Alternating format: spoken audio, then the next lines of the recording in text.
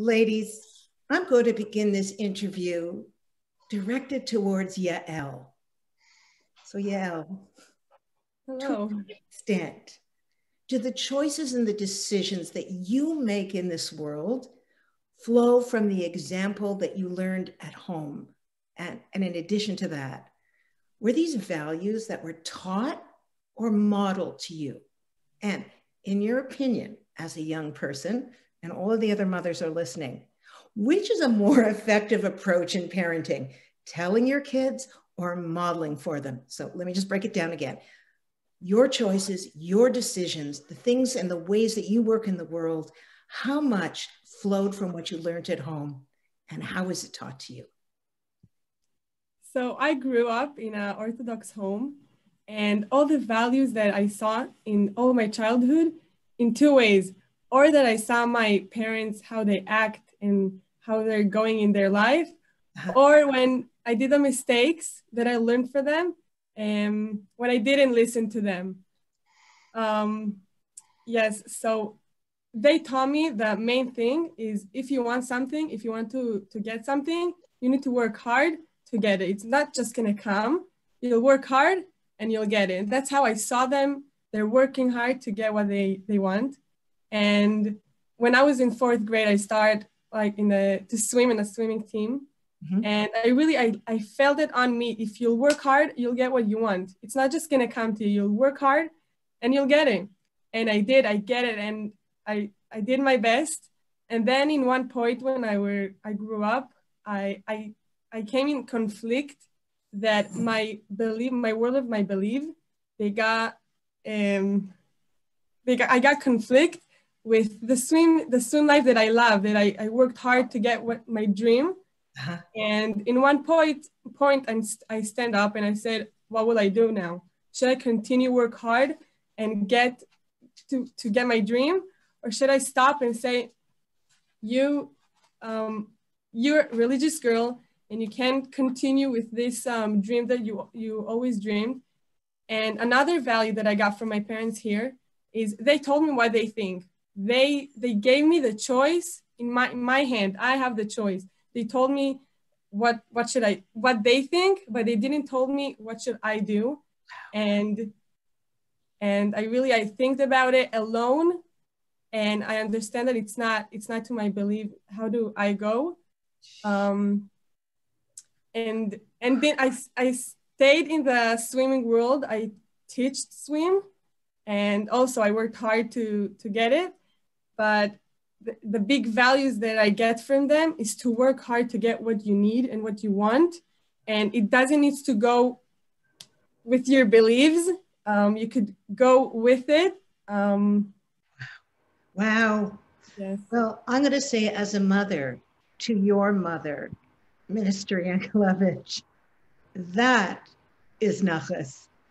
It's not the specific situation that's nachasdik. It's knowing that your daughter believes that you modeled a certain example for her and never imposed, and gave her the space and the freedom to make the choice that ultimately you would have wanted. And that's a huge gift. Now, you yourself seem to have been like an outlier, a glass ceiling shatterer. Would you mind sharing some of the experiences that have brought you to today, just as your daughter did? First of all, I don't see myself as a groundbreaker or a glass ceiling shatterer, but rather a woman who's trying to lead a process to change in our society.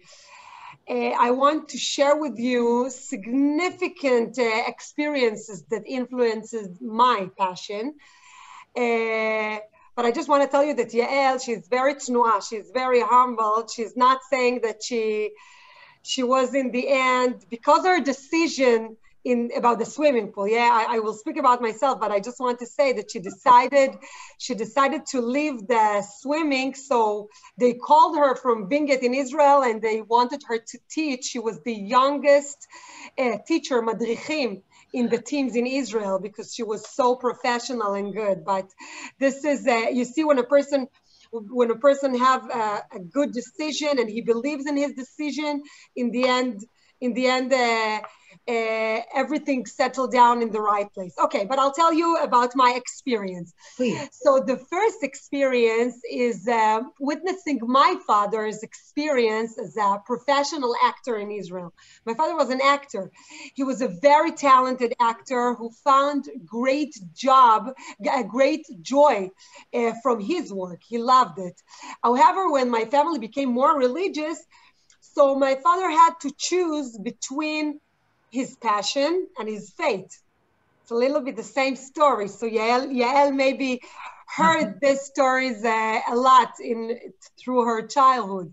Wow. And back then, I'm speaking about like 40 years ago, there was no place for a Haredi to be an actor in Israel. So my father chose his faith over his profession. And as I matured, I realized that you should not have to choose one passion or interest over the other. And this continues to shape who I am today, my children today, our family today. And today I believe that no one should be limited by his or her gender or race or religion. And I feel that throughout my professional life, I have worked to allow minorities or marginalized societies to pursue their passions without, that's the most important part, I believe, without compromising on their way of life. And I think that this perception, unfortunately, in today's world regarding women's is one of inferiority. A woman in the end cannot be, this is if I'm talking now to women, so I want to say a few words about it, because a woman cannot be in our days, unfortunately, promoted without people questioning her promotion. Who promoted her and why was she promoted? And one of my goals as a woman is for society to view and test women according to her or to their abilities, professionalism, talent, and experience, and not by the gender. So to final, like we spoke about a few things, but I want to tell you that today this ideology of not having compromising ideals or ways of life, and today I'm trying to apply it in my work in the Ministry of Diaspora Affairs. The Jewish people express their identities in many ways, in different ways. In our office, I'm trying, I listen and I work to empower Jews from different backgrounds and to work together. I believe that diversity is what creates the great mosaic of our Jewish people. Oh, could not agree with you more. And, unity without uniformity. Achdut v'lo achidut, right? And I want to add, we have to know it. We have to work to think about our unity. Exactly. I'll say, Yael, what did you want to add, sweetie? As a child, the values and my choices that I'm doing every day is I built myself is just to look how my parents act and what their choices is. And I'm telling to the women here that when you're doing your choices, that when your child looking at you, they're copying you. Let's say the truth, the kids copies your parents. And when I'm looking at my mom now, like I popped in my head, oh my gosh, I also think like that. And I'm also doing that. And why? It's just because all my childhood, I looked at her. And when she said something, I was like, I'm thinking like that too.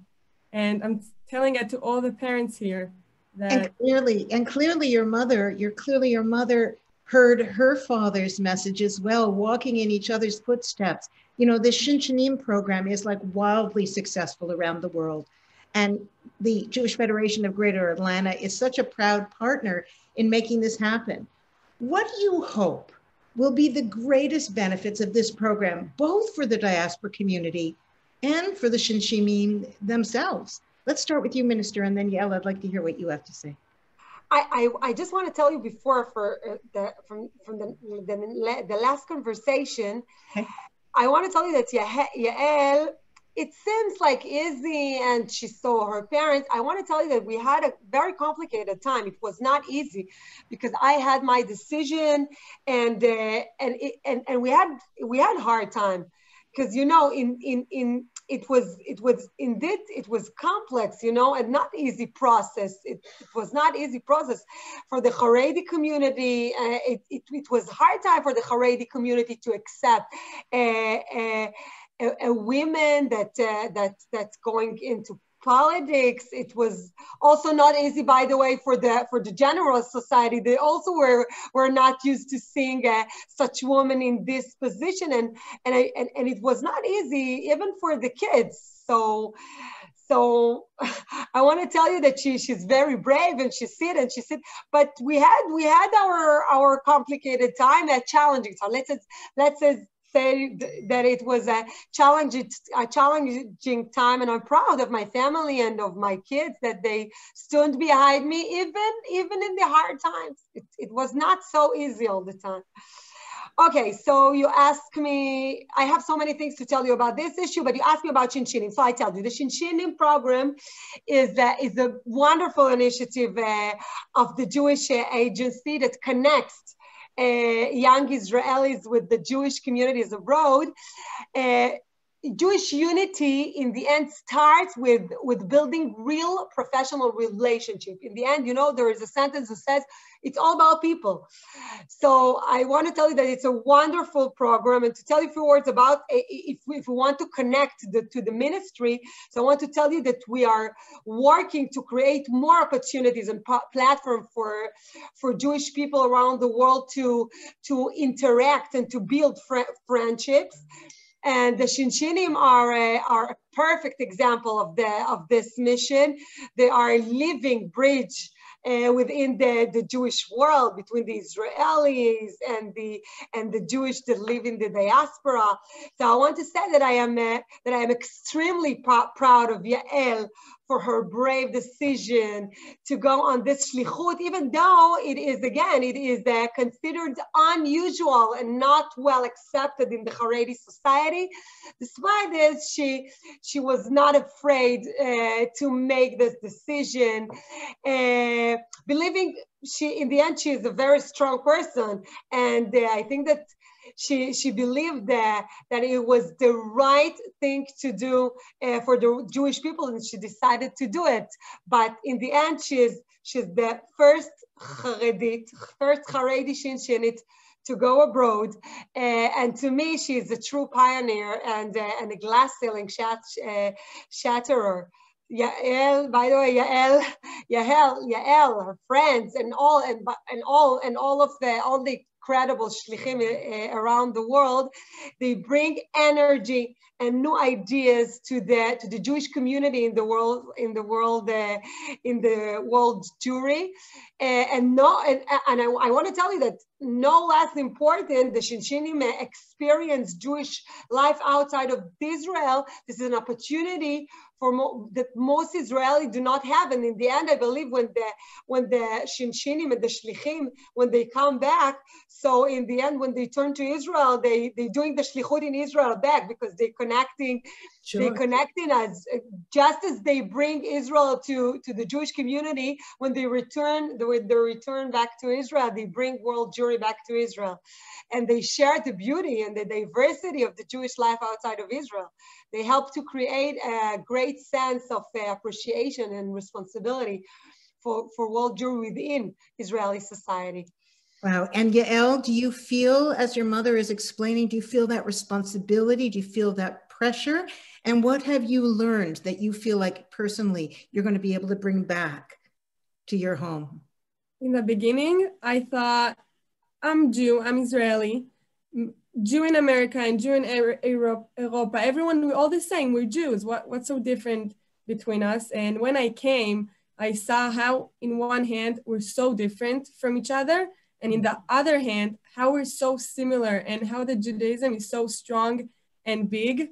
And And as an Israeli, I saw how it's not always, they can't just come to Israel just to get up and come. It's not an option. And it's my job and my responsibility to come and to give them the little Israeli that they could get, and they need it. Also in this difficult year and difficult time, they need it so much. And I feel very responsible to come and to give them the little Israeli that I can. And when you say they'll give to them, do you mean just the sense of us as a universal, united Jewish family, and that Israel is also their home? Is that what you mean? Yeah, when they're just listening my accent and my gibberish English, they feel that they're part of it, and they're part of the big family, the Jewish family. And it's really, I feel very thankful for the Schwinbaum Shinshinim that they gave me this opportunity to do it in this time. Wow, it's exciting. So Minister, how do you see your role in government and your relationship with the diaspora as a builder of this unity without uniformity that we talked about? And, I have to say, I noticed you sort of are the poster woman for this concept yourself. So tell me a bit more about that role and the relationship. First of all, we are one family. We need to remember that.